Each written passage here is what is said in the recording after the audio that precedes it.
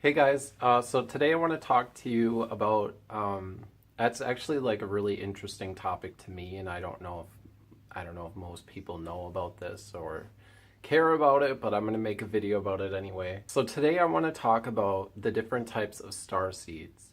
And so most people have a definition or an understanding of this as somebody who has lived a different life on a different planet, and based on the fact that we have lived thousands of lives, thousands of past lives on different planets, as you know, in physical, non-physical, animal, plant, mineral, whatever it might be. That's not what we're talking about. And if that was what we were talking about, basically everybody, almost everybody on Earth would be considered a starseed. So I want you to just get rid of that definition. And the definition that we're talking about is an extraterrestrial that has projected forth its consciousness, its conscious stream. So you can think of the stream as like what's powering, like the magic that's powering your body. So you can literally think of it as like a channel or a stream that is coming from source energy or God, whatever you want to call it. So you can literally think of it as like source energy and a stream coming down that is focused into your body, which is how you're moving and talking and all of that kind of stuff. There's like a multitude of different ways for this star seed, this ET, to project its consciousness into a human being. So most extraterrestrials are non-physical beings. So like with Arcturian, that's a sixth-dimensional being. With Pleiadians, they're fifth-dimensional. Lyrans, there's two different types of Lyrans. One is a blue Lyran, the other one is like a cat-like being. That's 11th dimensional. I don't know so much about Andromedans or Sirens, but I just know that most of them are non-physical. Almost all of them can come into the physical, but that's probably like a different video altogether. So today I'm just going to talk about star seeds and the different ways that we can experience that. So with a soul fork in general, you can think of it as source energy projecting forth a stream into this extraterrestrial, we'll say Arcturian. This extraterrestrial, because it has such knowledge of how source energy works, it knows that just by focusing its attention or energy into something that it wants to create, it understands that it can focus and set an intention to manifest an actual human, just like source energy has done. This extraterrestrial that is projecting forth its consciousness stream, it's literally creating this human. So its intention to manifest into this third dimensional reality as a human literally attracts the sperm and the egg, which then creates this human. So this extraterrestrial, this soul fork, is literally experiencing everything about being human. It's experiencing being conceived, it's experiencing being in utero, born, life, everything. And so a lot of people might have the question, is it conscious of the fact that it's having this experience? Well, a lot of times, most of the time, what will happen is, especially most teachers on the planet, spiritual teachers, are soul forks, and because they came here with the intention of teaching, they basically decide to get lost in the system, basically.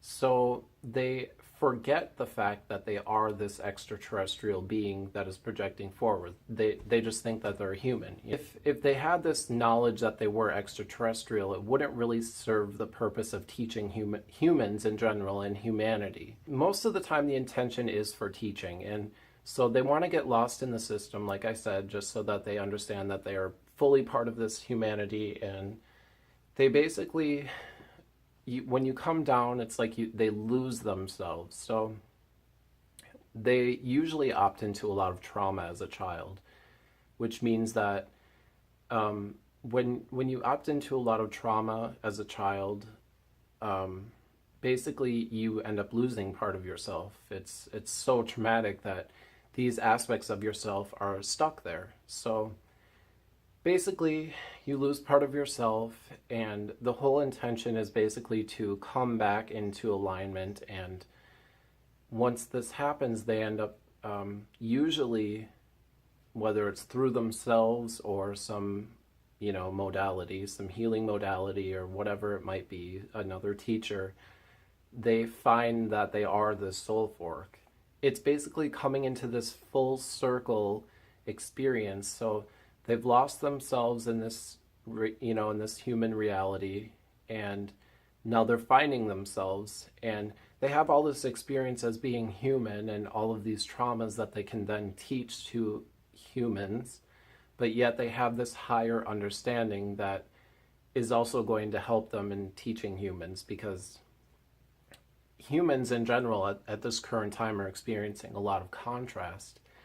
And when we are experiencing so much contrast, people end up losing themselves, and they are then able to turn to this person who this teacher is, and it can be really life-changing. I mean, I know that's happened to me. It might help them to understand their true identity and find their purpose along the way. And I don't want to what I don't want to do is try and say that they're finding themselves through this teacher, or it's because of this teacher. It's literally, like, you can think of it as being all one. So like, if you have a friend and your friend kind of like gives you this higher perspective that really helps you with something, it's like you're giving yourself that higher perspective. And also, it's like, it's just you helping yourself to remember something that you forgot or lost along the way. A lot of people might get from this video that, or from what I just said, that what I'm saying is that extraterrestrials are greater teachers than humans. That's kind of like the issue here when we talk about starseeds and soul forks, is that people are going to think that the only teacher can be from an extraterrestrial, and that's why a lot of times people want to know their origins, or that type of thing. And it's a lot of times it's because they can't believe that a human could be that great of a teacher, or every bit as good of a teacher. And the truth is that humans are the greatest creators in the universe, and we're all just kind of beginning to understand that. Something also really interesting that I want to point out about this is that what's really cool about it, in my opinion, is the fact that, not only everything that I just said, that an ET projects forth its consciousness into a human being, but also what I want to point out is the fact that, so when you're interacting with this human, they appear human,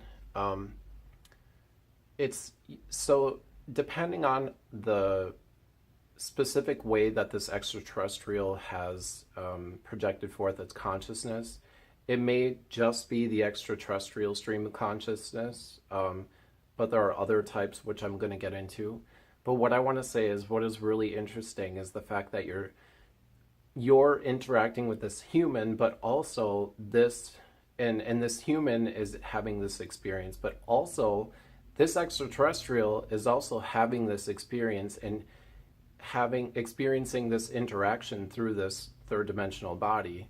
So it's actually interacting with you in the very same way that it could be interacting with you in its physical body. So another way that an extraterrestrial can project forth its stream of consciousness is what's called a walk-in. What happens with a walk-in usually is that a person who experiences like usually a major injury, or like say a major car accident where you're literally going 80 and you hit a tree.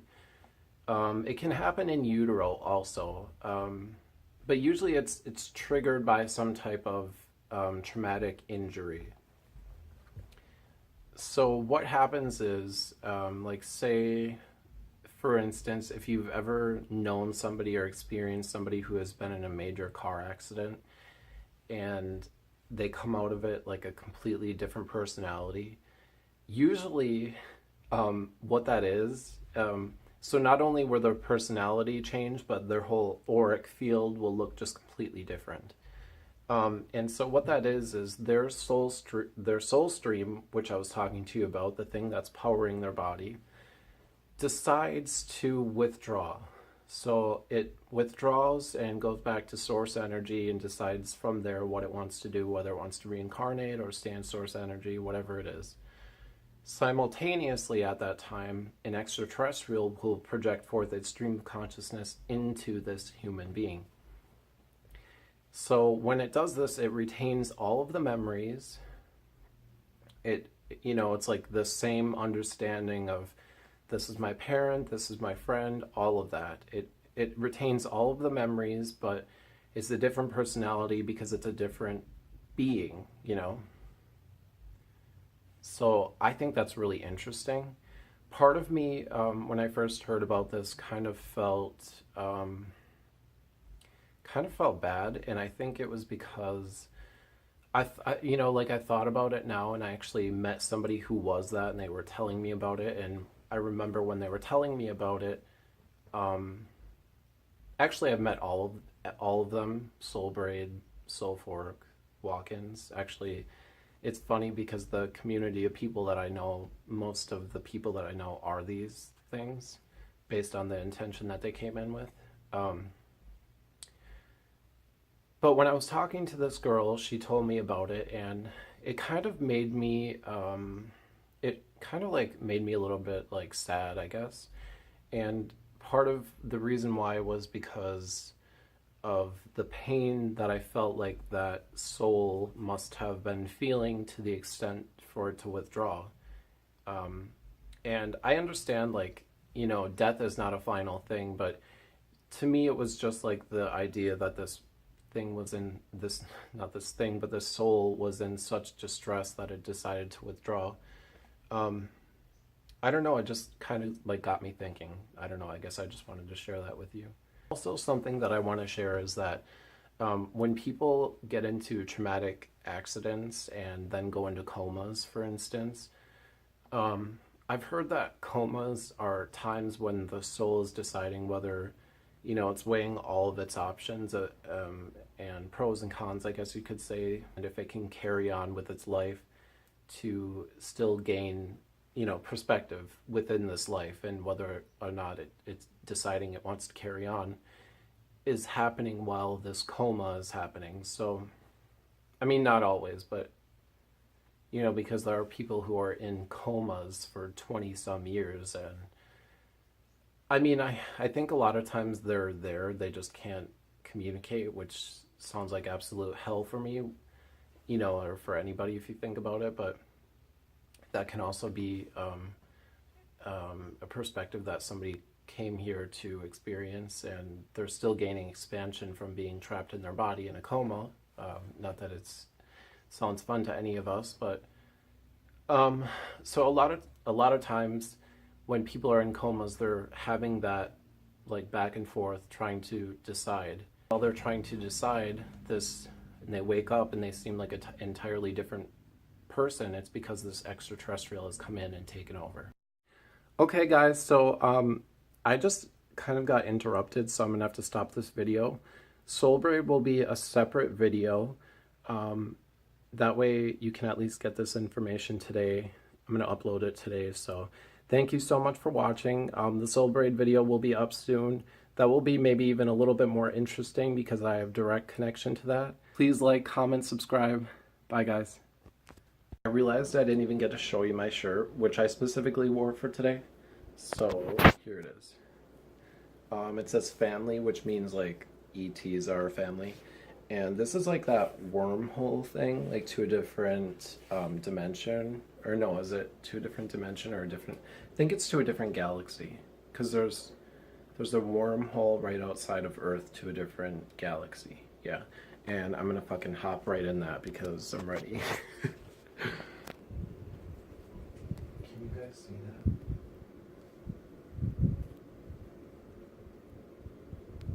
So cool.